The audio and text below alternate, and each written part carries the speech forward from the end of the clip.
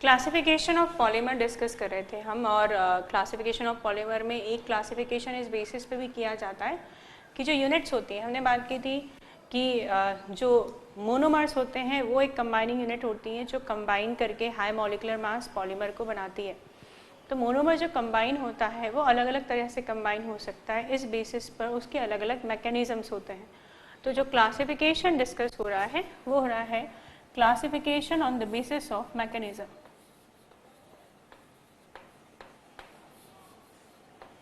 हम कैसे वो जुड़ेगा, कौन से अलग अलग तरीके हैं जिससे वो जुड़ सकता है, उस बेसिस पे क्लासिफिकेशन करेंगे।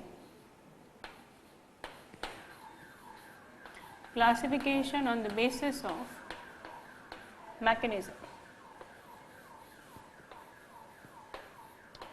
और इसमें दो तरीके हैं जो हम डिस्कस करेंगे जिस बेसिस पे जुड़ता है।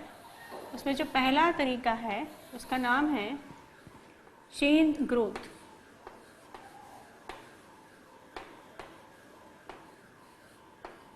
Addition mechanism.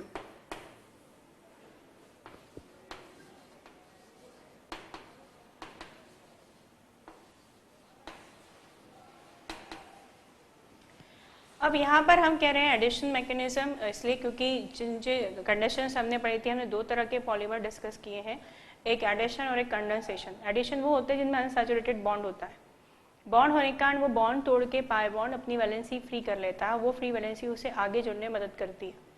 जबकि जो कंडेंसेशन पॉलीमर थे उसमें ये बात की थी कि जो फंक्शनल ग्रुप है उसके पास वो हो सकता है, जैसे NH2 ग्रुप है, OH ग्रुप है, कार्बोक्सिलिक ग्रुप है, मगर उसे कोई पाई बॉन्ड नहीं है। पाई बॉन्ड नहीं होने की वजह से उसके पास कोई तरीका नहीं है कि वैलेंसी खाली करा सके, इसलिए एक ही तरीका बचता है कि जो फंक्शनल ग्रुप अटैच है उसे अलग करके नई वैकेंसी क्रिएट की जाए जो जुड़ने में मदद करे।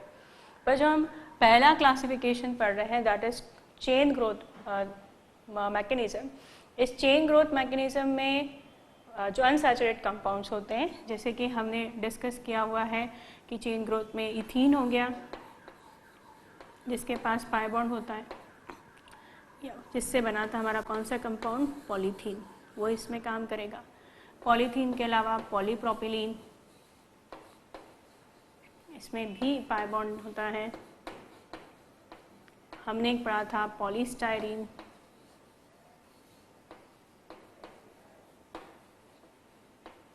टेफ्लॉन, ये जो सारे एग्जाम्पल हम यहाँ शामिल कर रहे हैं पॉलीमर्स में, इनमें सब में कॉमन ये है कि सब में पाई बॉन्डिंग है, और पाई बॉन्डिंग होने के कारण उस पाई बॉन्डिंग को ब्रेक करके आगे एक यूनिट क्रिएट की जा सकती है जो आगे जुड़ने में मदद करे। अब ये जो चेन ग्रोथ होता है, जैसा कि नाम क्लियर है कि चेन का धीरे धीरे धीरे बढ़ना, और जब चेन जिस साइड से बढ़ती है उसे रिएक्टिव साइड कहा जाता है, और वो जो रिएक्टिव साइड होती है वो तीन तरह की हो सकती है। या तो उस रिएक्टिव साइड पे फ्री रेडिकल होता है तो फिर हम इसे कहेंगे फ्री रेडिकल मैकेनिज्म। एक एग्जांपल देंगे जिसमें पॉजिटिव साइड होगा तो फिर उसे कहेंगे कैटायनिक मैकेनिज्म, और एक हम कंडीशन देखेंगे जिस पे नेगेटिव चार्ज होगा इसलिए हम उसे कहेंगे एनायनिक कंडीशन। तो इस तरह हम अलग अलग कंडीशंस पढ़ेंगे जिस पे इस तरह की चेन बढ़ती है, जिसमें हम शुरुआत जो कर रहे हैं वो फ्री रेडिकल मैकेनिज्म के साथ में कर रहे हैं। फ्री रेडिकल मैकेनिज्म इसलिए कहा गया इसको क्योंकि जो आगे एक्टिव साइड होगी जो इस चेन को बढ़ाने में मदद करेगी, उस एक्टिव साइड में हम देखेंगे कि एक फ्री रेडिकल होगा, और ये फ्री रेडिकल जो है उसे बढ़ाने के लिए मदद करेगा।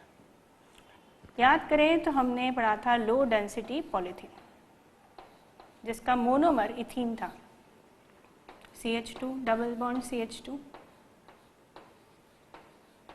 इसके जब n number of monomers high temperature और प्रेशर पे लिए गए थे, हाई टेम्परेचर जैसे कि हमने यहाँ लिया था 473 केल्विन टेम्परेचर लिया था जो काफ़ी ज़्यादा है, प्रेशर लिया था हमने 1500 ATM वो भी काफ़ी ज़्यादा है, और रिएक्शन हमने कराई थी ट्रेस ऑफ ऑक्सीजन और परऑक्साइड के प्रेजेंस में।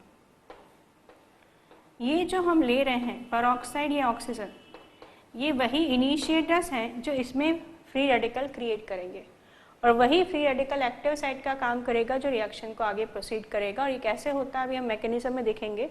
और इस तरह बना था लो डेंसिटी पॉलीथीन। अब हम ये देखना चाहते हैं इसे फ्री रेडिकल मैकेनिज्म क्यों कहा गया, ये इसे चेन ग्रोथ क्यों कहा जाता है, और ये कैसे पाई बॉन्डेड इथीन में काम करता है। फ्री रेडिकल मैकेनिज्म जो है वो 3 स्टेप में काम करता है।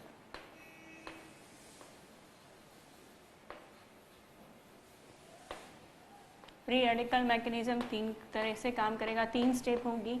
एक होगी chain initiation step, chain propagation step और एक चेन टर्मिनेशन स्टेप। और इसके मैकेनिज्म में हम क्लियरली देख पाएंगे कि क्यों ऐसा कहा जाता है कि ये चेन ग्रोथ पॉलीमराइजेशन का एग्जाम्पल है, क्योंकि अगला टाइप जो है वो स्टेप ग्रोथ पॉलीमराइजेशन है जिसमें चेन की जगह में स्टेप दिखाई देंगी। तो हमें दोनों के बीच में कंपेयर करना है कि दोनों में क्या फ़र्क है। फ्री रेडिकल मैकेनिज्म को कराने के लिए हमें कुछ इनिशिएटर्स चाहिए और वो इनिशिएटर्स फ्री रेडिकल को क्रिएट करेंगे। वैसे तो हमने यहाँ जैसे ऑक्सीजन लिया है वैसे वो भी लिया सकता है, पर सबसे ज़्यादा पेरोक्साइड यूज़ किया जाता है, जिसमें सबसे कॉमन है एक तो बेंजोइल पेरोक्साइड,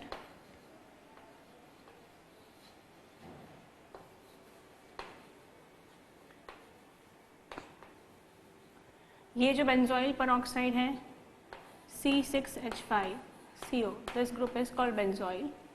और यहाँ पर ये 2 ऑक्सीजन पेरोक्साइड बॉन्ड से जुड़ा होता है, this is benzoyl peroxide.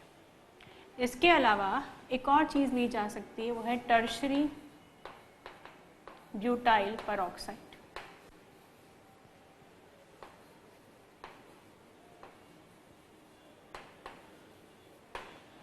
Tertiary butyl peroxide में हमारे पास टर्शरी अल्काइल ग्रुप होगा इस तरह,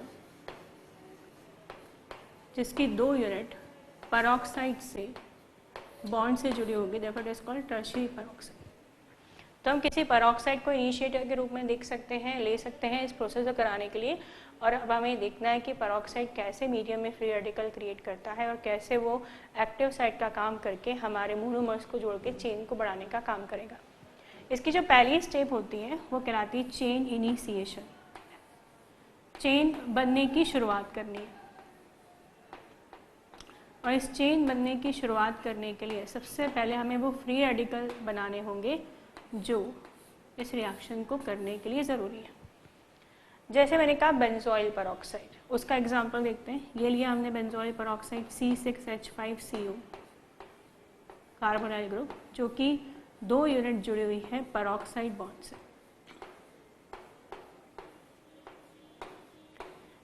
इस बॉन्डिंग को ही पेरोक्साइड बॉन्डिंग कहा जाता है। अक्सर हम ये सोच लेते हैं H2O2 is a peroxide, but H2O2 is example of peroxide, क्योंकि वो सारे कंपाउंड जिसमें इस तरह की बॉन्डिंग दिखाई देगी they will be called peroxide.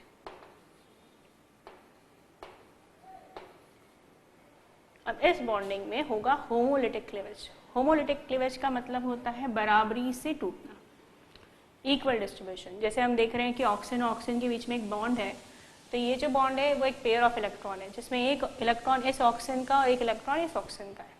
तो इसे हम होमोलिटिक क्लीवेज के थ्रू यदि तोड़ें तो ये एग्जाम्पल हो गया होमोलिटिक क्लीवेज का।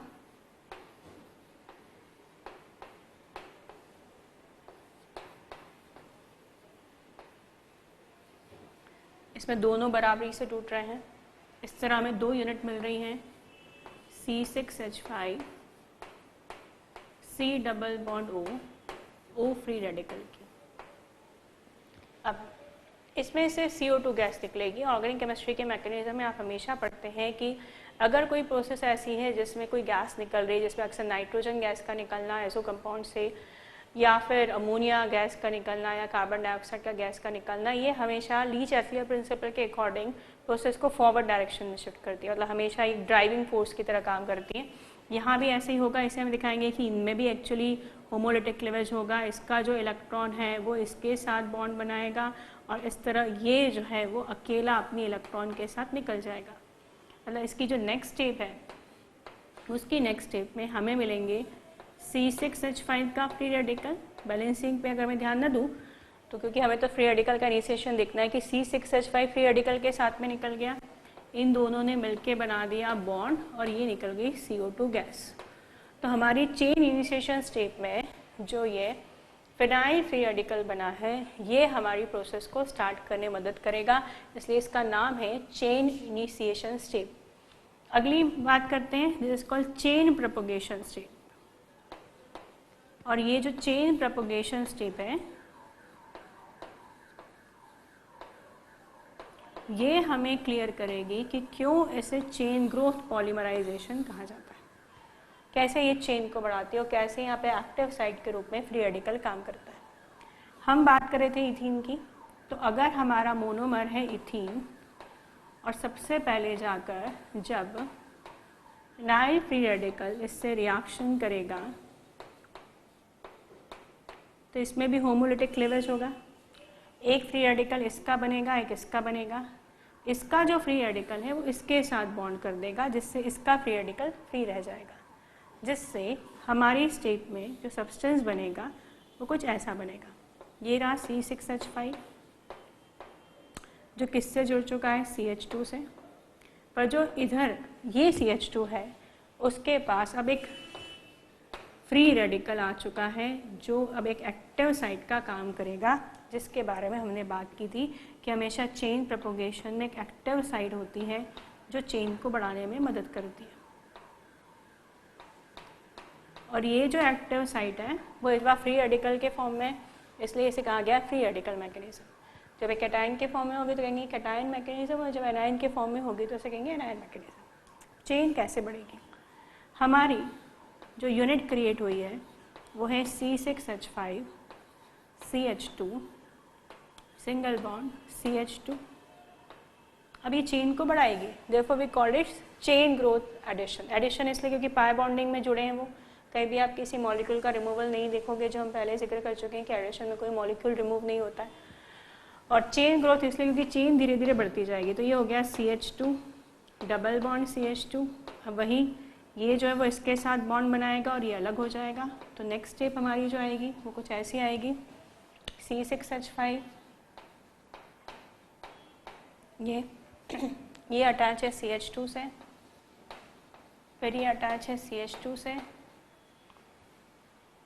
फिर ये अगला आया CH2 से अटैच और आगे आ गई एक एक्टिव साइट के रूप में CH2 फ्री रेडिकल।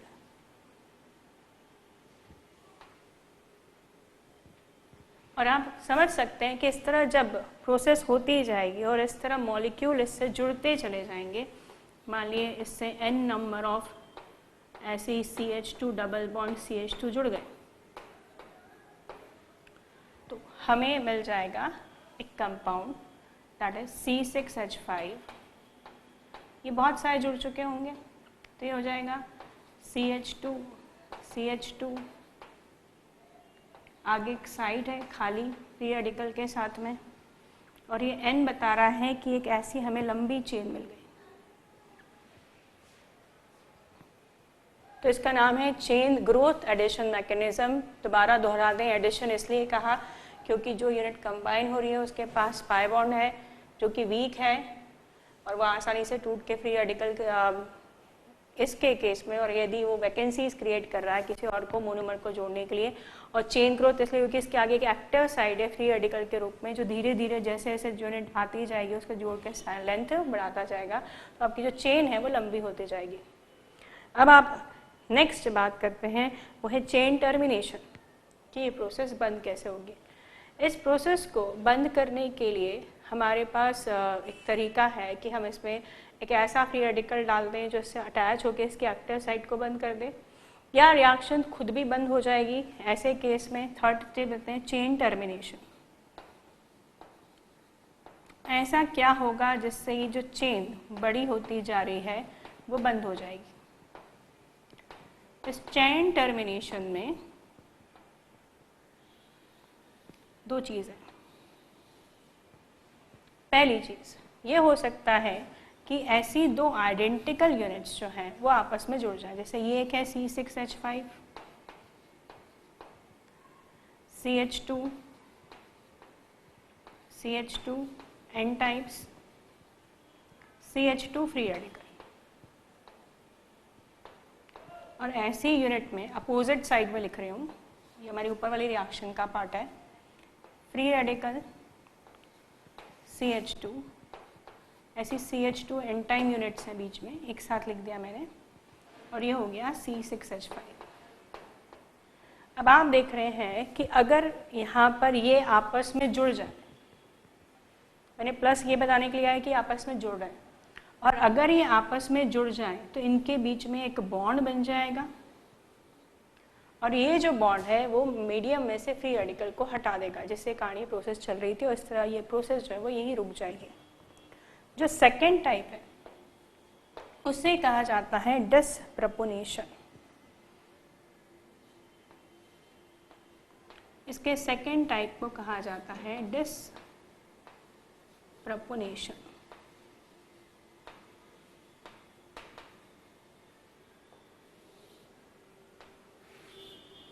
डिसप्रपोनेशन अक्सर रेडॉक्स में वर्ड यूज़ किया जाता है, और ये वर्ड तब यूज़ किया जाता है जब एक का ऑक्सीडेशन हो रहा है, एक का रिडक्शन हो रहा है।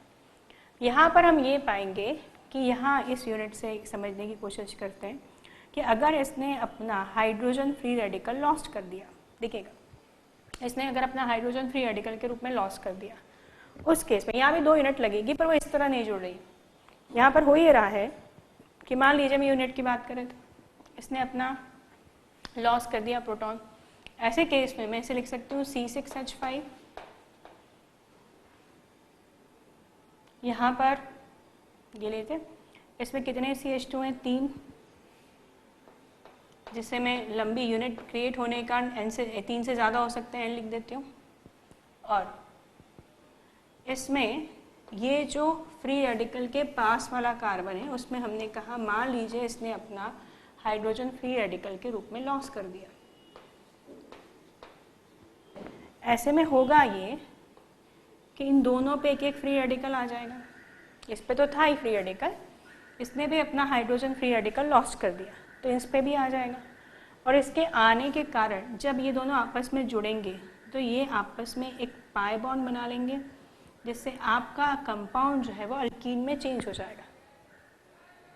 एक बार पूरा देख लेते हैं ऐसे प्रोसेस कैसे हो रही है। हमने बात की कि अगर हम इस यूनिट की बात करें तो इसके पास ऑलरेडी फ्री रेडिकल है, जिससे कारण प्रोसेस बढ़ रही है।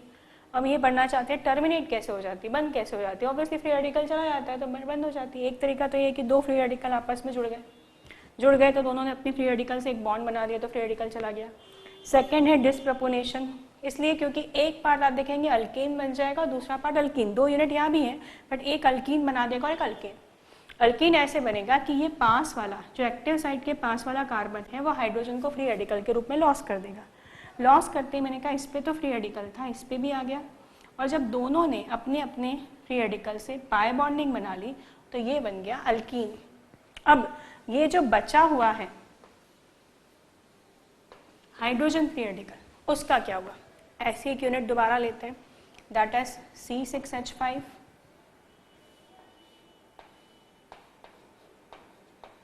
CH2 n टाइम्स, n लिख दिया मैंने यहाँ तक, और ये है CH2 फ्री रेडिकल, और इसे मिल गया इस प्रोसेस में निकलने वाला हाइड्रोजन फ्री रेडिकल। क्या होगा आप समझ सकते हैं, ये दोनों मिलके बॉन्ड बना देंगे, और जब ये दोनों मिलके बॉन्ड बनाएंगे तो ये जो है वो चेंज हो जाएगा किसमें, C6H5 CH2 n टाइम, और ये बन गया है CH3। तो जहाँ एक जो कंपाउंड है वो अल्कीन बन जाएगा, वहीं दूसरा कंपाउंड जो है वो अल्केन बन जाएगा। तो क्योंकि एक बन गया अल्कीन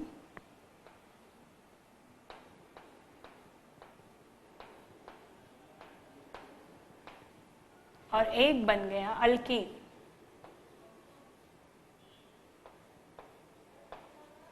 इसलिए इसे कहा गया डिसप्रपोनेशन रिएक्शन।